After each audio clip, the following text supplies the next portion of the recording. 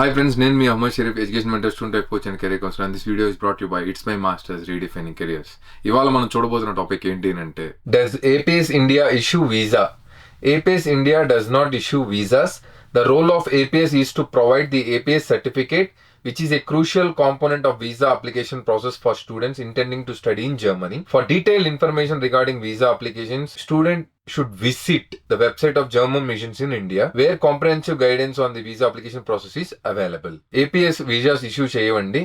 విసాస్ related any queries ఉంటే German missions in India కొట్టి respective దానిలో మీరు guidance and visa application process గురించి ఇన్ఫర్మేషన్ చూసుకోవాలి.